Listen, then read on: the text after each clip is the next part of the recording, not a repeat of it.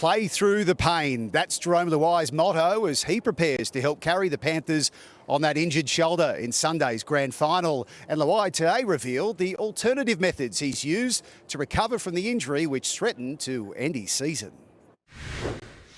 Nathan Cleary almost stole the show, but the main body of interest belongs to Jerome Luai.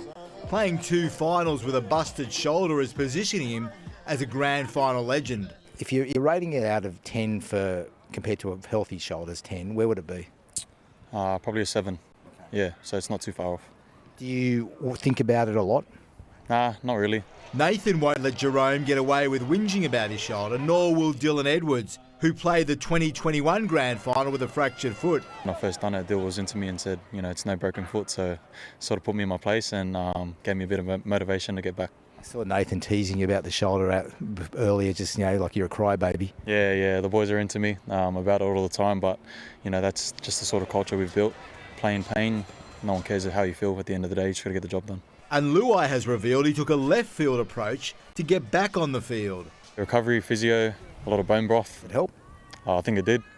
Some creams and ointments. Was down at the organic shop down in Penrith a lot, so just trying to do whatever, all the little percentages that people don't see, to get back.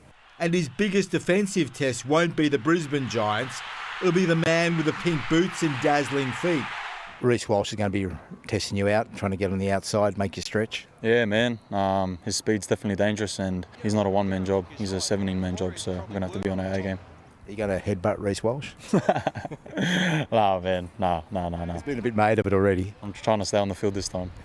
Plus, it was a big fine as well, so I want to keep my money.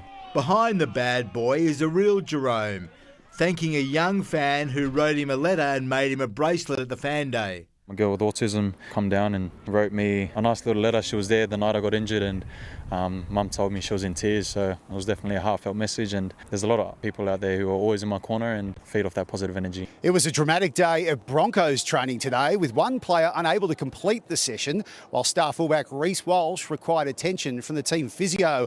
Adam Reynolds also suffered a knock, but is determined to prove to his old club they made the wrong call by letting him go.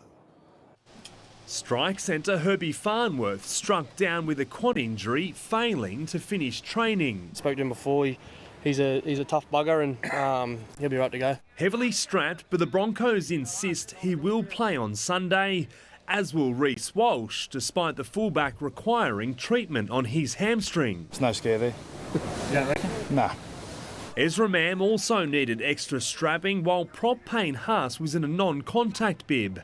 Adam Reynolds overcame a knock to his knee, the captain determined to lead Brisbane to a premiership 3 years after the club finished with a wooden spoon. We've put ourselves in great positions. It hasn't been easy, it's obviously been a bit of a bumpy road, but it's a great opportunity for us to do something great. South Sydney have watched a rejuvenated Reynolds lead the rebuild. The Rabbitohs' reluctance to offer him an extra year on the contract they tabled their former captain cost them one of the game's most experienced halves. Oh, look, it's the decision that's been made. It's done now. There's no regrets. There's no hard feelings towards them. Obviously, football's got to be made. Decisions got to be made, and I wish them all the best. His final match for his beloved Bunnies, a Grand Final loss to Penrith in 2021. I don't think you ever get over a Grand Final loss. You probably ask blokes from the 80s, and they still tell you the same thing. So, whether we win on Sunday, it'll still hurt that Grand Final, but look, excited to obviously get another chance.